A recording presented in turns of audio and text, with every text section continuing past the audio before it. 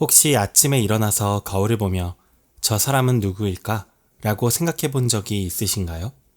아니면 길을 걷다가 갑자기 내가 지금 걷고 있는 이 길이 정말 존재하는 걸까?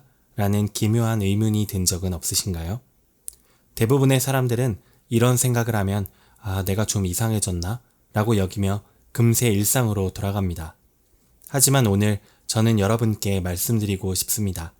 바로 이런 이상한 질문들이야말로 우리의 창의적 사고를 깨우는 가장 강력한 열쇠라고 말입니다. 사실 이런 질문들은 전혀 이상한 게 아닙니다. 인류 역사상 가장 위대한 발견들은 모두 이런 당연함에 대한 의문에서 시작되었거든요. 뉴턴이 사과가 떨어지는 걸 보고 왜 위로 날아가지 않고 아래로 떨어질까? 라고 물었듯이 다윈이 인간과 원숭이가 왜 이렇게 닮았을까? 라고 의심했듯이 말입니다. 최근 뇌과학 연구들을 살펴보면 놀라운 사실들을 발견할 수 있습니다. 창의적인 사람들의 뇌는 일반인들과 다른 특별한 패턴을 보인다는 것입니다. 그런데 더욱 놀라운 것은 이 패턴이 후천적으로 만들어질 수 있다는 점입니다. 바로 올바른 질문을 통해서 말이죠. 우리 뇌는 기본적으로 에너지를 절약하려는 성향이 있습니다. 그래서 익숙한 것, 예측 가능한 것을 선호하죠. 마치 자동차가 연료를 아끼려고 일정한 속도로 달리는 것처럼요. 하지만 철학적 질문은 이런 뇌의 안전지대를 흔들어 놓습니다.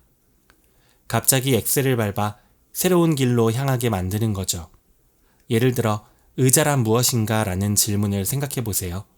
처음엔 너무 당연해 보입니다. 앉는 물건이죠. 그런데 조금 더 파고들어 보면 어떨까요? 바닥에 앉으면 바닥이 의자인가요? 침대에 앉으면 침대가 의자인가요? 돌멩이에 앉으면 돌멩이가 의자가 될까요? 그렇다면 의자의 본질은 무엇일까요? 형태일까요? 기능일까요? 아니면 우리의 인식일까요? 이런 질문들을 따라가다 보면 우리 뇌의 디폴트 모드 네트워크라는 부분이 활성화됩니다.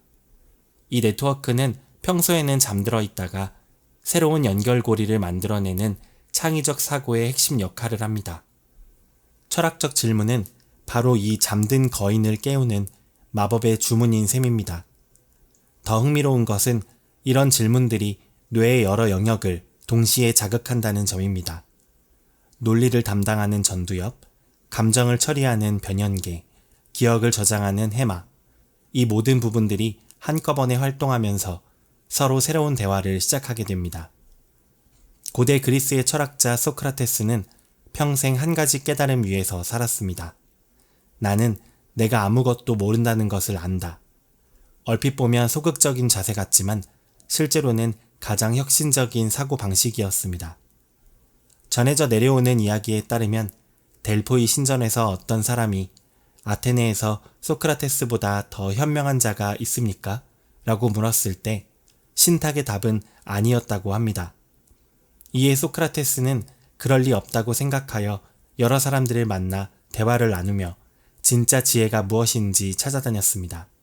정치인, 시인, 장인들을 만나 그들이 정말 자신의 분야를 알고 있는지 질문했죠. 그 결과 놀라운 사실을 발견했습니다. 모든 사람들이 자신이 아는 것보다 훨씬 많이 안다고 착각하고 있었던 것입니다. 하지만 소크라테스는 달랐습니다. 그는 자신이 모른다는 것을 알고 있었습니다. 그래서 그는 깨달았습니다. 진짜 지혜는 자신이 모른다는 것을 아는 데서 시작된다고 말이죠. 우리는 보통 무언가를 안다고 생각하는 순간 더 이상 질문하지 않습니다. 당연히 그렇지라고 여기며 사고를 멈춰버리죠. 하지만 소크라테스는 정반대였습니다. 안다고 생각하는 것일수록 더 깊이 파고들어 질문했습니다. 현대의 혁신가들도 마찬가지입니다. 일론 머스크가 전기자동차를 만들 때 대부분의 사람들은 자동차는 당연히 기름으로 달리는 거야 라고 생각했습니다. 하지만 그는 왜 꼭 기름이어야 할까? 라고 질문했죠. 그 질문에서 테슬라가 시작되었습니다. 넷플릭스의 창업자들도 마찬가지였습니다. 왜 영화를 보려면 비디오 가게에 가야 할까? 집에서 바로 볼 수는 없을까? 이런 질문들이 전 세계 영상 산업을 뒤바꿔 놓았습니다. 그렇다면 우리는 어떤 질문들을 던져야 할까요? 창의적 사고를 기르는 철학적 질문에는 몇 가지 특징이 있습니다. 먼저 당연한 것에 대해 질문하는 것입니다. 우리가 절대 의심하지 않는 것들 말이죠. 예를 들어 시간은 정말 흐르는 걸까요? 시계를 보면 분명 시간이 흘러가는 것 같습니다. 하지만 아인슈타인은 이 당연함을 의심했고 상대성 이론이라는 혁명적 발견을 했습니다. 관찰자에 따라 시간이 다르게 흐른다는 당시로서는 상상도 할 수 없는 진실을 밝혀낸 거죠. 중력은 정말 끌어당기는 힘일까요? 뉴턴은 중력을 서로 끌어당기는 힘이라고 설명했습니다. 하지만 아인슈타인은 다르게 생각했어요. 중력은 힘이 아니라 공간과 시간이 휘어진 것이라고 말이죠. 마치 트램펄린 위에 무거운 공을 올려놓으면 주변이 움푹 패이는 것처럼 질량이 있는 물체가 시공간을 휘게 만든다는 겁니다. 두 번째는 경계에 대해 질문하는 겁니다. 언제부터 아이가 어른이 될까요? 법적으로는 만 19세부터 성인이지만 정말 그 순간 갑자기 어른이 되는 걸까요? 신체적 성숙과 정신적 성숙, 사회적 책임감, 경제적 독립, 어른이 되는 조건들을 생각해보면 명확한 경계는 사실상 존재하지 않습니다. 낮과 밤의 경계는 어디일까요? 해가 뜨는 순간이 낮의 시작일까요? 아니면 하늘이 밝아지기 시작하는 순간일까요? 사실 지구는 계속 돌고 있고 우리가 낮과 밤이라고 부르는 것은 단지 우리가 만든 구분일 뿐입니다. 세 번째는 존재에 대해 질문하는 것입니다. 꿈속에 나와 깨어있는 나, 어느 쪽이 진짜일까요? 꿈을 꿀 때 우리는 그것이 현실이라고 믿습니다. 꿈속에서는 꿈이라는 걸 모르죠. 깨어나서야 아, 꿈이었구나 라고 깨닫습니다. 그런데 지금 이 순간이 꿈이 아니라고 어떻게 확신할 수 있을까요? 17세기 철학자 데카르트는 이런 의문에서 출발해 생각하는 고로 존재한다 라는 유명한 명제에 도달했습니다. 모든 것을 의심할 수 있지만 의심하고 있는 자신의 존재만은 의심할 수 없다는 거죠. 네 번째는 인식에 대해 질문하는 것입니다.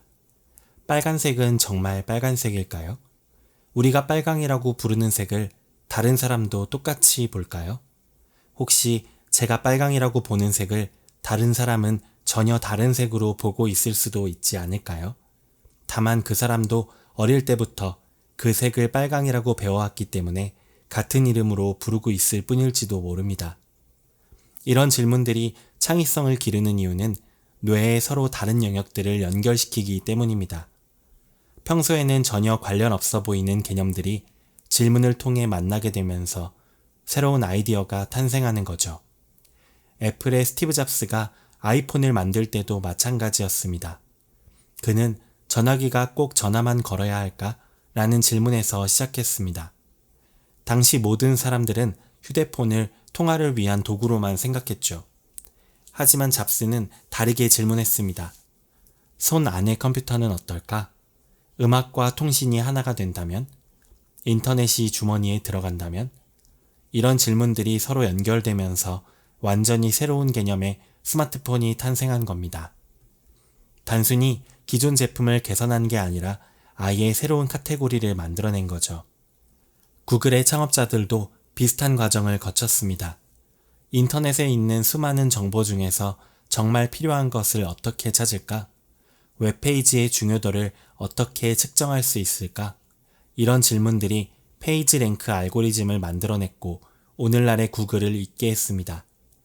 창의적인 아이디어가 떠오르는 순간 우리 뇌에서는 평소에 연결되지 않던 신경망들이 갑자기 연결됩니다. 마치 도시의 다른 구역들을 잇는 새로운 도로가 갑자기 생기는 것과 같죠. 철학적 질문은 바로 이런 새로운 도로를 만드는 공사를 시작하는 신호탄인 셈입니다. 역사를 돌아보면 인류를 발전시킨 모든 혁신은 작은 질문에서 시작되었습니다. 갈릴레이는 지구가 정말 세상의 중심일까? 라고 물었습니다. 당시 모든 사람들이 당연하게 여기던 천동설의 의문을 제기한 거죠. 그의 질문은 과학혁명을 일으켰고 인간의 우주관을 완전히 바꿔놓았습니다. 다윈은 생물들이 처음부터 지금 모습이었을까? 라고 의심했습니다. 진화론이라는 혁명적 이론은 이 단순한 질문에서 출발했습니다. 플레밍은 실험실에서 곰팡이가 핀 배양 접시를 보고 이 곰팡이가 왜 세균을 죽였을까? 라고 궁금해했습니다. 그 질문이 페니실린이라는 기적의 항생제를 발견하게 했고 수많은 생명을 구했습니다. 현대에 와서도 마찬가지입니다. 마크 저커버그는 사람들이 온라인에서도 서로 연결될 수 있지 않을까? 라는 질문을 했고 페이스북이 탄생했습니다. 우버의 창업자들은 택시를 부르는 더 쉬운 방법은 없을까? 라고 물었고 교통산업을 혁신했습니다. 그렇다면 우리는 어떻게 이런 질문들을 일상에서 실천할 수 있을까요? 가장 좋은 방법은 하루에 한 가지씩 당연하다고 여기는 것에 대해 질문해 보는 것입니다. 아침에 칫솔질을 하면서 왜 이렇게 칫솔질을 해야 할까? 치약은 정말 필요할까? 커피를 마시며 쓴맛을 좋아한다는 것은 무엇일까? 왜 사람들은 쓴 커피에 단 설탕을 넣을까? 지하철을 타면서 이렇게 많은 사람들이 같은 방향으로 움직이는 이유는 뭘까? 만약 모든 사람이 다른 시간에 출근한다면 어떨까? 처음에는 바보 같은 질문이라고 생각될 수도 있습니다. 하지만 바로 그 바보 같음이 중요합니다. 우리가 너무 똑똑해지면 질문하지 않게 됩니다. 아이들이 왜 그렇게 창의적인지 아시나요? 아이들은 모든 것에 대해 왜 라고 묻기 때문입니다. 하늘은 왜 파래요? 새는 왜 날 수 있어요? 밤은 왜 와요? 이런 질문들이야말로 창의성의 원천입니다. 한 가지 더 권하고 싶은 것은 질문 일기를 쓰는 것입니다. 매일 저녁 그날 떠올린 질문들을 적어보세요. 답을 찾으려고 애쓸 필요는 없습니다. 질문 자체가 이미 우리 뇌를 변화시키고 있으니까요. 일주일 정도 지나면 자신도 모르게 평소보다 더 많은 것들에 호기심을 갖게 될 겁니다. 또 다른 방법은 만약의 게임을 하는 것입니다. 만약 중력이 없다면, 만약 시간을 되돌릴 수 있다면, 만약 동물들이 말을 할 수 있다면, 이런 가상의 상황들을 상상해 보는 거죠. 처음에는 그저 재미있는 상상놀이 같지만 점점 현실적인 문제 해결 능력으로 발전하게 됩니다. 결국 창의적 사고란 세상을 다르게 보는 능력입니다. 그리고 그 능력은 좋은 질문에서 시작됩니다.